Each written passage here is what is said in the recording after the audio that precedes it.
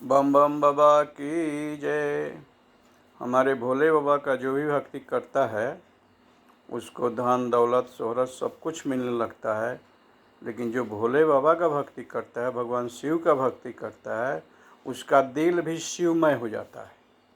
यानी कि धन दौलत शोहरत जब मिलता है तो उसको ये समझ में नहीं आता कि सब शिव का है, उन्होंने दिया है। उसका थोड़ा सा अहंकार बढ़ जाता है। उसके बाद वो सोचता है कि जितने मेरे सानिध्य में लोग हैं, जुड़े हुए हैं, वो सबको चाहता है कि मैं सुखी बना दूं। उसको ये मन में नहीं रहता कि अपने लिए भी कुछ रखा जाए, क्योंकि भोले बाबा का भक्त है लेकिन पूर्ण भक्ति नहीं है अभी। तो वो क्या करता है कि अपने साथ लोगों को जोड़ने लगता है और सोचता है कि ज़्यादा से ज़्यादा लोगों को जोड़ करके हम सुखी कर दें। लेकिन बाबा को ये पसंद नहीं आता क्योंकि वो अपने भक्त को कभी दुखी देखना नहीं चाहते। और ये संसार जो है कि लेने के बाद देना नहीं चाहता, लेकिन जो भी भोले बाबा का भक्त होता है वो जब किसी को देता है तो उससे उम्मीद रखता है, क्योंकि भोले बाबा पर आस्था कम हो जाती है, उन पर विश्वास कम हो जाती है। तो इसी तरह एक बार माँ पार्वती और भोले बाबा भ्रमण में निकले। भोले बाबा बोले कि चलिए, एक भक्त है उससे मिल लेते हैं। तो उस भ्रमण में निकले तो एक भक्त उनका गाय पाले हुए था और गए उसके पास। तो दूध मांगे तो सारा दूध ही उनको दे दिया, सारा दूध पिला दिया। न अपने परिवार के बारे में सोचना, न अपने बारे में सोचना। जब भी कोई उससे दूध मांगने आता था तो सारा गाय का दूध दे देता था। तो भगवान शिव देखे कि इसका तो बहुत मुश्किल हो जाएगा इस दुनिया में जीना। भक्त तो है लेकिन जिलाने का तरीका मुझे इसको देना पड़ेगा। तो भगवान शिव जब दूध होत पी लिए तो बोले कि इसका गाय मर जाए।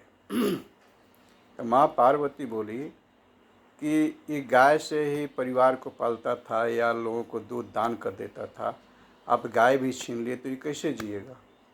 भगवान शिव बोले कि गाय के पर ही आधारित था कि गाय के दूध से बेच करके हम लोग अपने परिवार को पालेंगे और लोगों को देंगे। लेकिन परिवार को क्या पालेगा कि सारा जो दूध मांगता था उसको दे देता था, तो ये भी कंगाल हो गया। इसलिए जब ये गाय मर जाएगा तो पुनः तकलीफ़ होगी, तो जो कमा के लाएगा तो पूरे परिवार को पहले खिलाएगा, क्योंकि लोग से आशा नहीं रहेगा। लेकिन लोग तो ले लेते, देते नहीं हैं। इसलिए भगवान शिव अगर तकलीफ़ दें तो समझिए कि आपकी भलाई के लिए दे रहे हैं। पुनः आपकी समय जो लौटेगी सोच समझ के साथ लौटेगी, वो अपने सानिध्य में रखेंगे। और जो तकलीफ़ में भक्ति होती है ना, वो सुखी में भक्ति नहीं होती, तकलीफ़ में ही भगवान याद आते हैं। क्योंकि अगर पांडव को दुख नहीं होता तो महाभारत नहीं जीत पाता, उनको कृष्ण नहीं याद आते। इसलिए भगवान की भक्ति तकलीफ़ में ही याद आती है। उसके बाद आगे बढ़े तो माँ बोली कि गन्ना एगो लेके आइए। गन्ना वाला अपना खेत में गन्ना कटवा रहा था, तो माँ बोली कि जाइए गन्ना लाइए भगवान शिव से। भगवान शिव बोले कि वो देगा, बोला आप जाइए ना, लेके आइए ना। तो गए भगवान शिव उसके पास, गन्ने वाला जो खेत में था, किसान था, तो उसके पास गए तो गन्ना मांगे।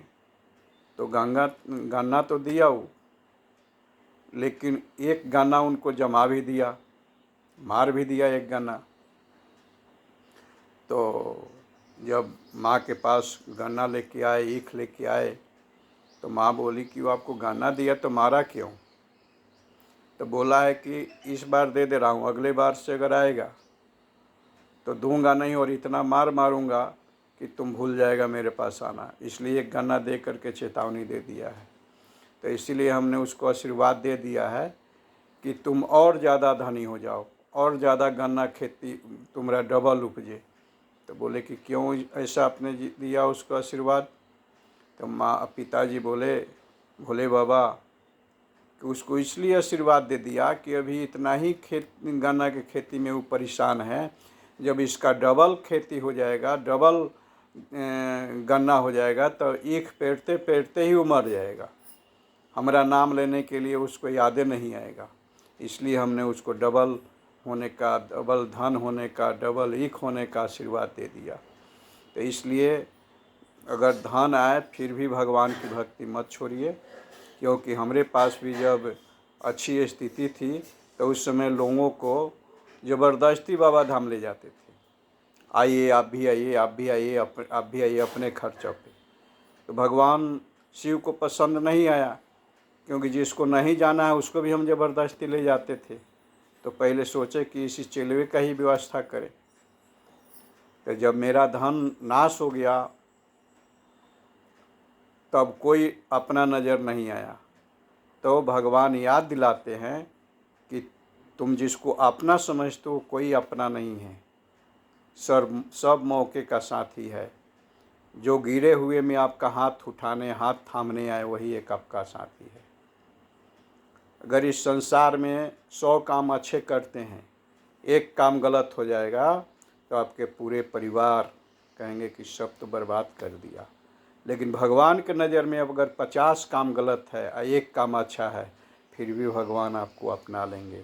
बोलिए बम बम बाबा की जय।